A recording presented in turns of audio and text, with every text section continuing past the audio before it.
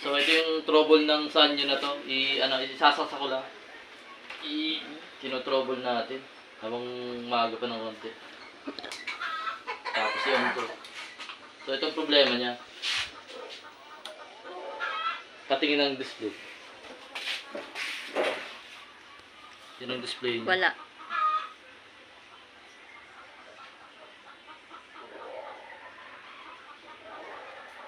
Ay, gumana.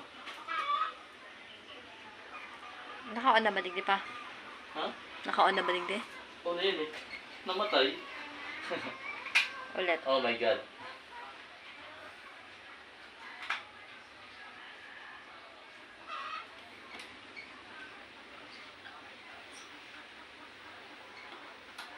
Yan, nahiling na.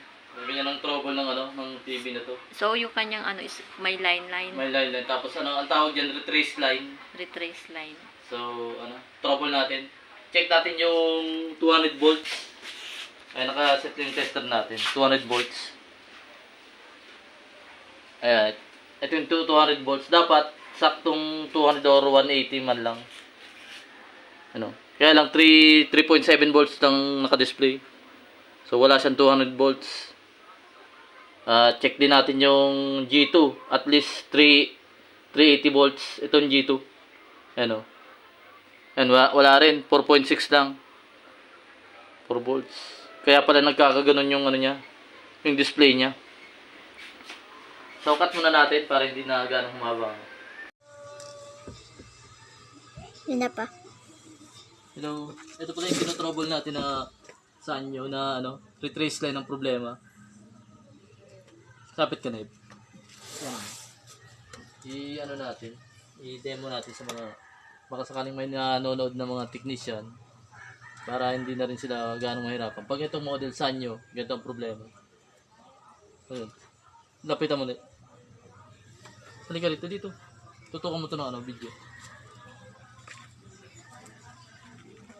Ito ba? Ayan.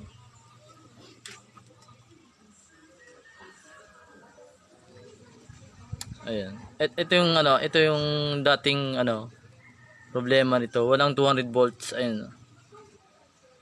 Ayan. Pero ngayon meron na 195 volts. Ayan. Ayan, nagkaroon. So hindi filter capacitor ang problema niya. Hindi good yung filter capacitor. So na-trace natin itong ito. Itong R452. Ayan. Ayan, na-open yan. Kaya walang voltaheng pumapasok rito sa may 200 volts. Na-open yan. Ito yung natin na nakita natin na sira. Ayan.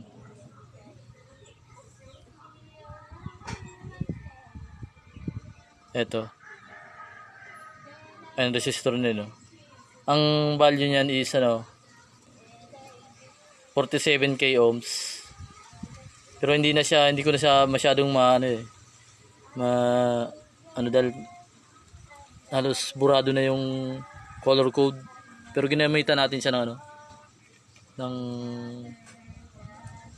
magnifying para ma-determine natin kung anong kulay. Yan. Nung pinalitan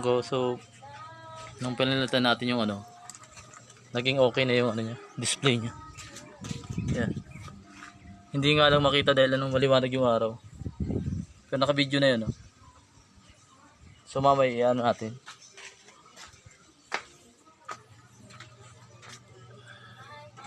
Mamaya pagka-assemble papakita ko yung Thank you.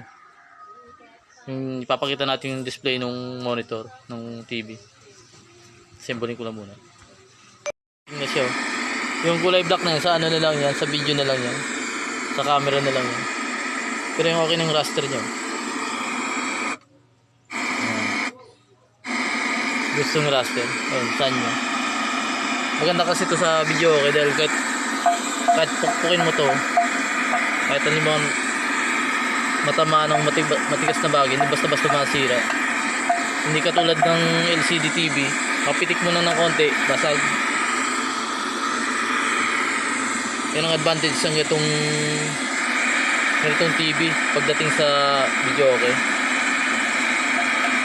Thank you. So, okay na po. Thank you.